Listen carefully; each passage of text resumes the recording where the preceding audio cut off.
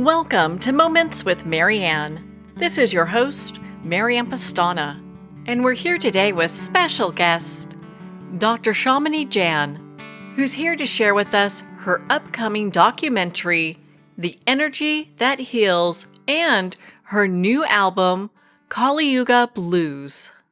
So has a new frontier in healing been uncovered? Well, today's guest is here to share with us just that. Dr. Shamini Jain is the founder and CEO of the 501c3 social profit Consciousness and Healing Initiative, otherwise known as CHI, an international collaborative of scientists, healing practitioners, educators, and artists who lead humanity to healing ourselves. Dr. Jain is a clinical psychologist and an award-winning researcher and author in psychoneuroimmunology, integrative health, and biofield science. She also serves as adjunct professor at UC San Diego's Department of Family Medicine, where she supports research education through UCSD's Center for Integrative Health. Dr. Jain is a sought-after speaker and teacher with ample media experience related to biofield healing research and education, including national television placements, 2 TED Talks, and regular talks at universities, as well as leading health conferences and retreat centers. She's also the author of the 2-time award-winning book, Healing Ourselves, Biofield Science and the Future of Health. So welcome to the show, Dr. Shamini Jain. Thank you, Marianne. It's so great to be with you. Oh my goodness. It's such a great pleasure and honor to have you here again and to have another discussion. I always love spending time with you. I mean, you're such an inspiration. I have to ask you, I've heard Little Birdie's been telling us about this upcoming documentary. I'd love for you to share that with us. Yeah, we're so excited about this documentary. It's called The Energy That Heals, and people can learn about it and even see the trailer at theenergythatheals.com. It's really a beautiful film, an all-star film, which of course has some of the leading lights that we all love and recognize, like Greg Braden and Bruce Lipton and Deepak Chopra, Donna Eden, just key healers and teachers in the space, as well as indigenous healers that are really just unveiling the deep beauty and mystery of the biofield and its connection between us and all things. And we have a lot of science in there too, because one thing that I've recognized, Marianne, in my several decades as both a scientist and nonprofit leader is many times people don't recognize that there is a deep and robust science that is building around these areas of subtle energy healing. And so the film is really going to be unveiling not just these incredible patient stories, real world patient stories, and indigenous wisdom, but also the science and where the science is evolving to lead us to our biggest sustainable resource, which is our energy. So we're really excited about the film. It should be coming out later this year. I really encourage people to check out theenergythatheals.com to learn more about the film and be inspired by the trailer while we wait for the film to be finished. Well, I cannot wait. And I know your executive producer, Christina, and she is by far such a great filmmaker. So I know this is going to be another award-winning film. And it has me kind of thinking with just the work that you're doing that dives into our own energy, healing ourselves. I mean, you talk about the science behind it. What is some of the science? Oh, there's so much. People may not be aware, but there are literally hundreds, at this point, probably about 500 clinical trials looking at energy healing therapies like Reiki, therapeutic touch, healing touch, and more, laying on of hands in the Christian tradition. And those clinical studies are showing us that these therapies can reduce post-traumatic stress in combat veterans even, can reduce anxiety, can reduce pain, um, can improve our immune system function and even help us re-regulate our hormones, including the stress hormone cortisol. I've done some of my own randomized placebo-controlled trials at UC San Diego, where I serve as an adjunct faculty member, looking at this very deeply in people, but some of the most cutting edge work that has been done now with animals and cells using, Marianne's kind of tried and true models that people use with drugs, where they have a sham, kind of healing, much like you might have a placebo pill, very tightly controlled conditions. The most recent papers are coming out of MD Anderson Cancer Center showing that energy healing can reduce the spread of cancer in the body in these mice and even in cells and cell dishes. And they're really drilling down to the cellular processes. You can say, some people like to say mechanism, but I would say processes where energy seems to be having this effect in the physiology. And so they're able to show that energy healing compared to a sham energy healing can actually reduce inflammatory cytokines in the body, change the expression of cell subsets, and even affect cell signaling in the body related to cancer spread. So there is a deep and beautiful science that is continuing to build on our energetic capacities to heal ourselves and others. And it's really exciting. It's some of what we're going to highlight, of course, in the film. And I've highlighted a lot of it in my book, Healing Ourselves, Biofield Science and the Future of Health, which is published by Sounds True. That is a great book and one that I actually have in my personal library. And for those that are new to the biofield, can you share a little bit about what that is and how that works in healing? Yeah, it's really a Western science term, biofield, to describe something that is really more ancient. My dear colleague, Dr. Richard Hammerschlag, likes to say, the biofield, think of it as a perspective more than just a thing.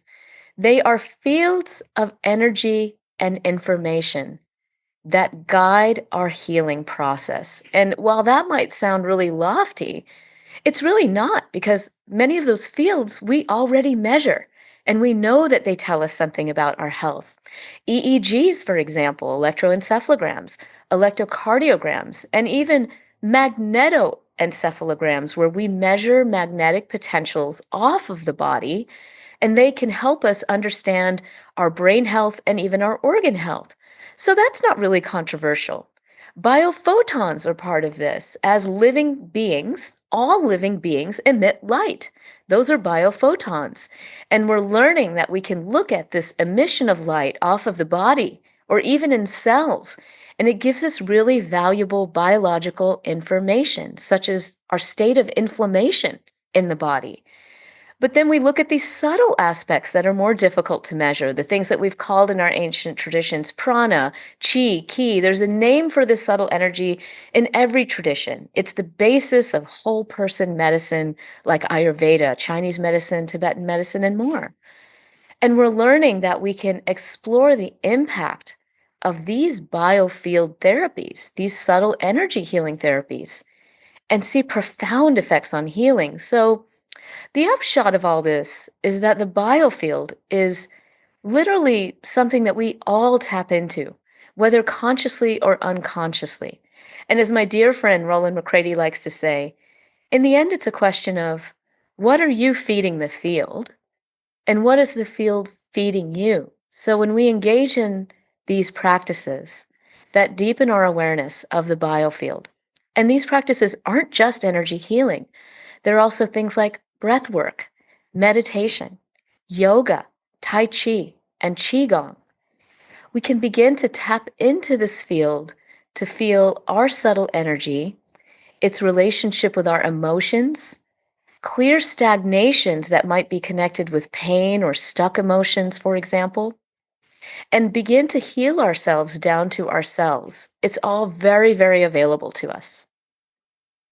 So, how does energy healing work from both a scientific and spiritual perspective? That's such a beautiful question, Marianne. And I will tell you the one word answer is love.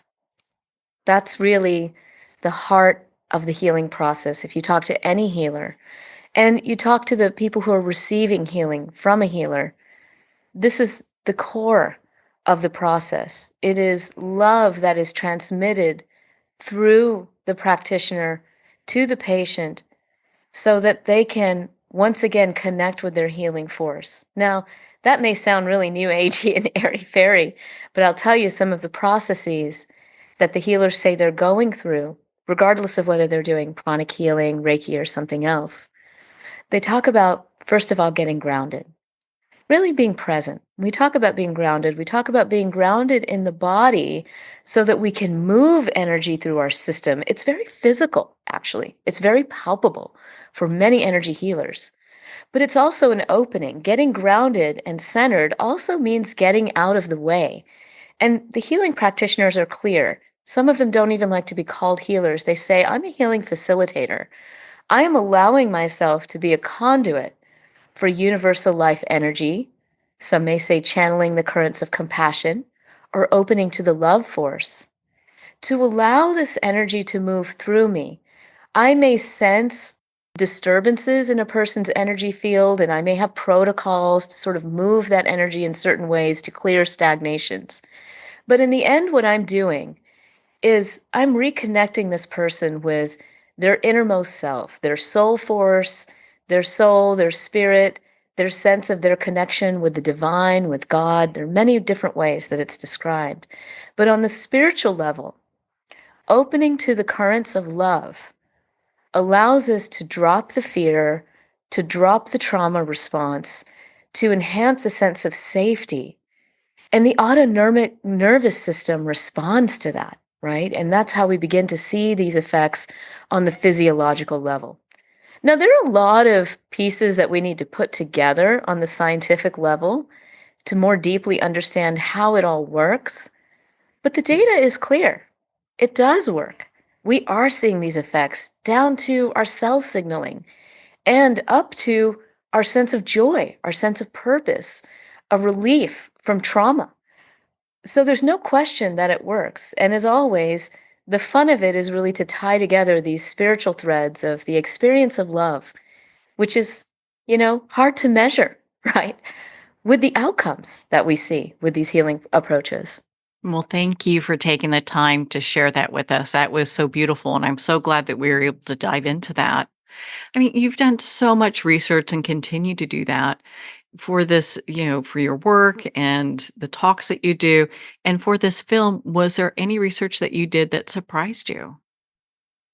Well, I'm kind of known as a subject matter expert in the field. So, truthfully, as my role and as executive producer of the film, I continue to help shape the film, knowing what I know, which is painful for me sometimes because I feel like I'm holding on to best kept secrets. And so the goal for this film is really to bring out these things that people may find surprising, like yes, there is some data behind things like distant healing. We know that there's deep excitement about things like the telepathy tapes now and our expanded human capacities to connect and heal. In the film, we have incredible patient stories that are literally living embodiments of how distant healing has worked for patients. But not only that, what the healing process is like ongoing. That healing is this beautiful return to wholeness. And sometimes it's not easy. It's not easy. It's not easy for families. It's not easy for people going through the healing process. And yet, the support and the love, I would say, the things that I'm learning from these patients that we're filming, the deep and important role of community in the healing process. I'd like us to see more studies on that, actually. I think we need to look at that more deeply, even look at the fabric of the shifts of the field as we come into community. I could wax on about studies that I have done and others have done, really beginning to look at how the field can change when we come together to support each other.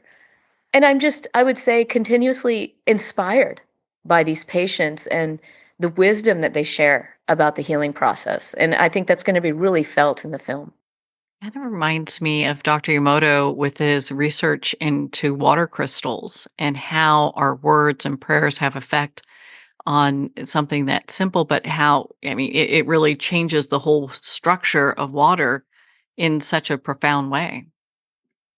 Yes, there's work that Dr. Emoto has done. There's work, of course, that Veda Austin has been exploring kind of on a citizen science level about the role of intention. And it's really a key topic, this idea of intention.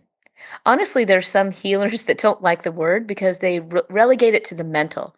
And they say the mental has no power. It's energetic. There is a force behind the healing process. There is an energy. In our traditions, in the Vedic and Tantric traditions, we call this Shakti. It's literally the embodiment of the divine feminine, the force that powers the entire universe. So for some healers, when you talk about intention, they're like, oh, this is beyond the mind. You can't just think yourself well, right? And because a lot of people ask that, they say, well, I'm thinking myself well, why isn't anything working? These healers prefer the term sometimes volition because the ancient traditions know this and they have described this. Tibetan medicine and Tibetan spiritual leaders have always said, the mind is like a blind, the mind is like a lame rider on a horse. And energy, or this Shakti, this field, is like a blind horse. So separately, if we just let our energy go wherever we want, it goes here, it goes there, it's driven by our emotions, it gets dissipated, it's not cultivated, it's not coherent, then we can't heal as well. And at the same time, if we're just working with the conscious mind and we're not marrying our energy with our intention, then healing can only go so far. So the beauty of these practices is that when we do meditation, we do qigong, we do breath work, we work with an energy healer to help us through those areas of stuckness or trauma where we may need, some support. We begin to marry the mind with the energy so that really profound healing is possible. Why do you think it's so crucial for humanity to awaken to their inner and innate healing capacity? I think what the biofield teaches us, what the beauty of it is and the value of it is in this time, is that as we explore how a healer working with a client or a patient is able to open both the healer and the client to a larger field of healing possibility, it reminds us that whether we're working with cells, with animals, or with people, or with our relationship with the earth, the field teaches us that we are deeply connected. We are not separate from each other. This is a key learning for us as human beings on this planet right now, that there is really no I thou relationship. You are me, and I am you. And the more that we approach every single living being with love and compassion, recognizing that we're not separate from each other, that's how we're going to heal our societies and heal our planet and get rid of some of the nonsense that's going on right now where we're creating more divisions that are based on a solely materialist point of view. And quite frankly, people know, they feel the emptiness in that, right? There is a collective awakening, a desire to move beyond materialism, whether it's in science or whether it's in economics, to really wake up to the power of our connection with each other, the recognition of our non-separation with the earth and with each other so that we can truly align in right relationship with each other and the planet at a really, really pivotal time. And I think the biofield, just the insights from the science as well as the experience of the connection, really fuels us with the joy and motivation to realign our world. I understand you have a new album out, and I'd love to hear about it. Yeah, you bet. So part of just kind of to connect these flows a little bit, part of the joy of opening to the field, because it is creative Shakti by nature, we are embodiments of creativity, is that when we really open to that, these beautiful creative things may flow through us. So, Marianne, that album is an original album that I released um, in 2024. It was something that I didn't even know I could do. I had been singing in rock and heavy metal bands of all things for about a decade in San Diego. And when I left San Diego and didn't have those gigging bands, all of a sudden, instead of singing other people's songs, my own started coming to me. And, the heaviness, honestly, of the world really came through in that album. So that album is called Kaliyuga Blues, or Kaliyuga Blues, as we would say. It's available on all streaming platforms. And the first song, Safe Space, is actually about me processing the overturning of Roe versus Wade, which was something I never thought I would see in my lifetime. And I was struggling with how to explain it to my daughter. And the song just sort of flew through me, as many of the songs did. So if people go to Kaliyuga Blues, all one word, KALIYUGA, blues, all one word.com, you'll, not only be able to connect with the album through all your favorite streaming platforms, you'll watch a hilarious video based on self-love, which is called Surefire Love. My board members for the nonprofit are in there, people from the music community, even my and members of my family. It's really a funny video. But you'll also learn about the music and, kind of the motivations of, what is this album reflecting for us at these times, which sometimes can feel heavy. I like how on your website you really kind of describe how some think of this as a time of darkness and destruction when it's really an age of transformation. And boy, are we in that right now.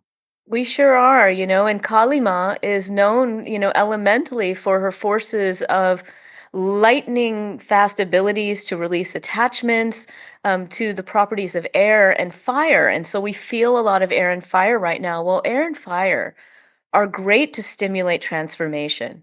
So we don't want to push that away. We want to welcome it while balancing our energies so that we can really allow ourselves to transform both individually and collectively. And the first step in transformation is acknowledgement of what needs to transform. So, how did you balance the work that you do as such a luminary with your music to bring this album forward? Well, honestly, I think a lot of my community was a little taken aback by the force that's in this. It definitely has a 90s rock flavor, it has some metal influence, and I kind of put mantras in some of these songs in a more non-traditional way. So a lot of my audience was expecting a mantra album, and I am going to do that, no question. I will do that. Um, but I think it took them by surprise. For me, this is sort of what I do on my off time. I don't really watch television, I do a lot of speaking and teaching, so I also value the time that I can spend kind of in my creative process. And it was again an opening to the field and allowing what needed to come through and be channeled to be channeled and just, seeking the support from producers and all to help me get this done. But it was also just it was just needed, on a personal level. And in some ways, I think our creativity is also a way that we honor and take care of ourselves. And that was really my process. And I'm really pleased because I've had the opportunity now to sing these songs in some really wonderful venues. Uh, we have some great concerts coming up in Los Angeles at the Viper Room in San Diego. And it's part of a whole collective that I started actually called Rock Goddess. So if people go to rockgoddess.band, you'll learn about Rock Goddess. And we're really a collective of female musicians who do both original music and covers. And with our covers, we tribute female rock legends from the 60s forward, and we've raised thousands of dollars for nonprofits. And Rock Goddess has really just, taken off, where we have collectives of female musicians in Las Vegas, in Southern California, now in the Southeast, where we're just showcasing the power of women and the power of women to help foster positive change. I understand that each of the 7 songs represents an experience through the chakras. Can you explain that with us? Yeah, absolutely. So Safe Space, as I mentioned, the first song is really about reclaiming our sovereignty as women, and really standing in our own authority about setting a boundary, setting a line of what is okay and what is not okay. Maya is the second song. It's kind of a fun little, almost pop-like song, and it's really about desire. So it sounds like a song that's really about human-human infatuation, and there's certainly that layer to it, but it's also about the desire that keeps us human, the creative sexual force and the attachment that we can have that really keeps us in human form. Told Ya is really a powerful and sad song. It's kind of the gut punch that many have felt during losses, particularly those where we may have experienced losses from people struggling with mental health or addiction issues. I joke that it really felt like Kurt Cobain was on my shoulder dictating those lyrics to me because it's what he wanted Courtney Love to sing to him. Again, I don't know where these songs sometimes come from. They're not always personal. That one really didn't feel personal. Um, Surefire Love is the heart chakra. And it's really all about returning to the human experience of love and the need to love ourselves so that we can love the world, really. Imaginal Cells is the next song, and it's the throat chakra because it is about manifesting new possibilities, understanding the process of transformation. And that was really inspired by my dear friend and colleague, Bruce Lipton, who I often do teaching with, as he talked about imaginal cells, which are real cells, right? They're the cells that are responsible for bringing a caterpillar to a butterfly. And so that song is really all about transformation. Galactic is really about opening to the spacious consciousness of beyond the mind, out to the universe and our place in it. And it's just sort of a fun reflection on what happens if we open to that space. Lots of people are doing things like psychedelics. They may not necessarily be rooted in spiritual practice. What happens when we open up to those broader fields if we don't hold a spiritual anchor? So that's what that song is kind of about. It was actually inspired by a conversation by a dear friend of mine who's an animal communicator. And then the final song, Through the Veil, is really inspired and is very specific mantra called Panchadasi mantra, which is a mantra to the divine feminine Tripura Sundari, and it's set with kind of a rock tone. It brings back the chorus of Maya, the second song, so you'll recognize the loop of that chorus with some beautiful, beautiful sitar work by an incredible award-winning sitarist, Deobrat Mishra. And it's sort of a call to our evolution in more of a rock flavor. So, that's kind of the flow of the album. What a great album. Well, Shamini, where can our listeners connect with you and be part of your community and learn more about your work? Well, I invite people to come and, jump in and grab some free gifts from me. If you go to shaminijan.com/free gift, you can get a free grounding with sound practice with me because I want people to know this is a lot of the teaching that I do. I do teach retreats. I'll be teaching one at a beautiful place called Esalen Retreat Center in Big Sur later this summer.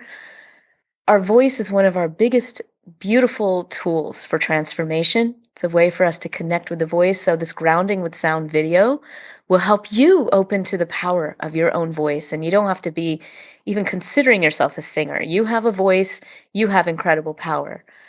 So come to the free gift for that. And also a beautiful dialogue with my dear colleague, Bruce Lipton, on being a conscious creator. So please jump in on those free gifts. You can also go to webinarsonhealing.com. Webinarsonhealing.com is a community. It links you to our beautiful community, our nonprofit Consciousness and Healing Initiative, where we meet with leading lights in the field, both healing teachers and scientists, different practitioners, to learn about healing and be part of the community. Those are absolutely free. They usually happen the first Friday of every month.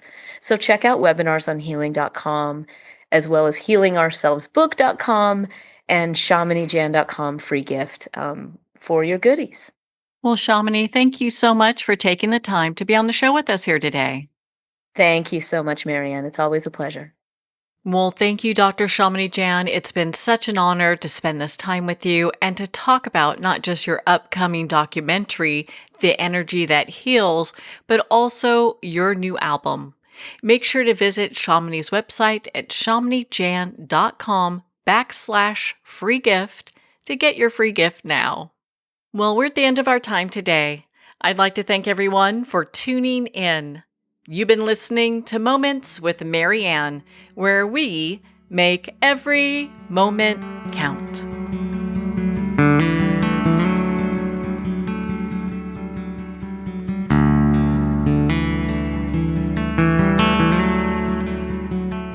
In a single moment, your life can change. Moments with Marianne is a transformative hour that covers an endless array of topics with the best of the best. Her guests are leaders in their fields, ranging from inspirational authors, top industry leaders, and business and spiritual entrepreneurs. Each guest is gifted and a true visionary. A recognized leader in her own work, and while teaching others to develop, refocus, and grow, Marianne will bring the best guest and sometimes a special surprise. Don't miss this. You never know just which moment will change your life forever.